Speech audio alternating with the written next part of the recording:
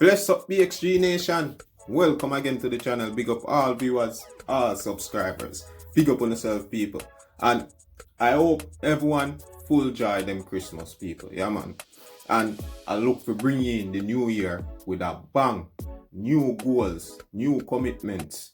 Yeah, man. New things to look for in our life, man. 2021, you should be better than you was in 2020. Yeah, so with that being said, people, we have Mutabaruka and Sizzla talk about the diversity in cultures, guys. Right now the two man them there in a Gambia and they talk to the people them in a Gambia people, and I like the little reasoning, guys. Knowledge is key, no, people, and the more you learn the more you gain power. So without further ado, people, make we hear what Muta and Sizzla are reason about it.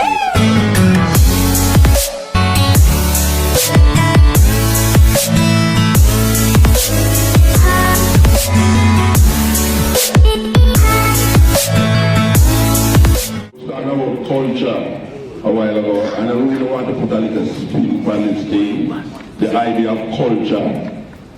When one speaks about African culture, what are we really talking about? Given the diversity of the people and the heritage of the people, it's kind of very difficult for a young person at this moment in time to identify what we really speak of when we say African culture, when in one country you have people talking 200 different languages, and in that 200 different languages you have people doing different things in rituals and in the everyday life. In Jamaica, we have a group of people where most people know about in the Maroons. What are the problem with the Maroons?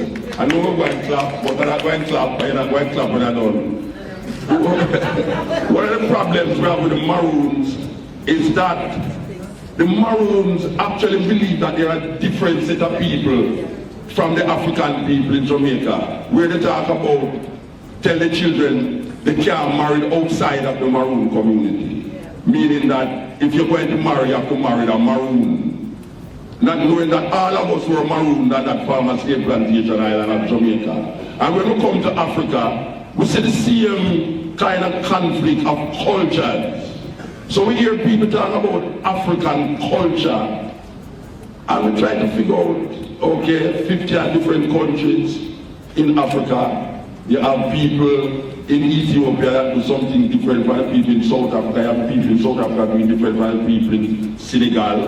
We really have to redefine what is our African culture, and really examine when we say African culture, what we really mean, because culture, as Mr. Garvey has pointed out, is the basis for all of the other disciplines.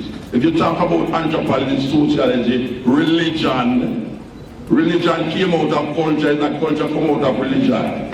So there was a cultural expression of the people that actually lead to certain religious practices based on people wanting to understand the meaning of things around them. So, the last thing is that the African professor, he mentioned the thing about going back through the door of no return from the other side. We actually did that with one of the bones of our ancestor in Sibyl in Jamaica in the late 90s, where we took the bones to Ghana and went back through the door of no return from the seaside. You know, that was done. Yeah. And we also, there were some Africans who was planning the same, I don't know if you are involved in it, but there were some Africans who was planning a trip from the west coast of Africa and going through the Caribbean island, making a stop in Barbados and going right straight into Jamaica. What they wanted to do was to get some artists on the ship, which would take 30 days to reach there. The problem is that they was using a European boat, and I was kind of getting nervous about the European boat. Mr. Obama, the friend, they would have the guy talk separately. But these things are very practical things. These things that You know, it's not unique to one mind, because meanwhile you are over there thinking that there are others over there thinking the same thing. So in that light, culture is part of that liberation. The liberation of black people can only come through cultural expression, not just dancing and singing, because they have us in that quagmire of dancing and singing. Black people feel they can dance the way out of all the problems and sing the way out of all the problems. You know, we need to develop strategies in the little spaces that culture define: anthropology, archaeology, sociology, religion, all of these things. We have to put them together in a more practical way and then see how we as African people can, because we don't talk about European culture to that basis, because, you know, one person eat ours, the other person don't eat ours. So there's a big uproar the other day when the French was giving animal meat that the English don't eat. And that is not part of the English culture, that's part of the French culture. So it poses a problem. We come to here, we see people eating things that we wouldn't eat in Jamaica, with African people. So the culture have to be examined when we talk about African culture. I think we sometimes need some African culture with African heritage. So we also do that in Jamaica. We say heritage and not talking about culture. We say culture, not talking about heritage, because Jamaica don't have a Jamaican heritage. We develop Jamaican cultural expressions, but it's not our heritage. You know, and really we have to look into that. Give that. First of all, let me say, greetings in the name of the Most High. His Imperial Majesty Emperor King Selassie I. Jah. And now that I've been permitted to speak, I would like to further extend my respect to the elders here, to the all royal and distinguished guests. Thank you very much for making it possible for us with your summary of our black history, and each and everyone who are presently here. Now, we need to unite ourselves, heritage, culture, and all, economically, socially, to advance the welfare of our people. Now, we can't just cry about the pain we felt through the transatlantic slave trade or through the ism and schism designed by the present-day colonial slave masters. But we need to amalgamate our resources.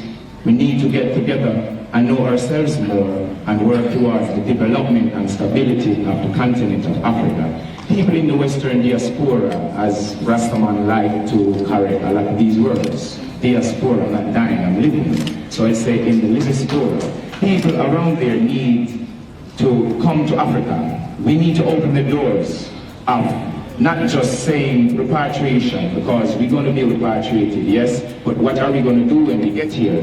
And what plans and I would say development programs are being structured for the people in Africa and the people out of Africa coming to Africa and living to Africa reality. We need to show the world that we were the first, and we need to start now. So very much with all your help, we need to pull our resources together in whatsoever faculties you can and develop the continent. I'm honored being here because I represent all the people in the world as black people, not just the diaspora, not just a mansion. So please get together. I like what I'm seeing, I'm happy, I'm honored being here. I would like to say thanks very much to the Presidium, the government of Gambia, the President and the Minister of Tourism for hosting my fellow brothers and myself here and sisters concerning the redemption of black people. I stand for Black International Repatriation, redemption for black people and the development of the continent. Not just to say repatriation coming here, but we need to build modern cities,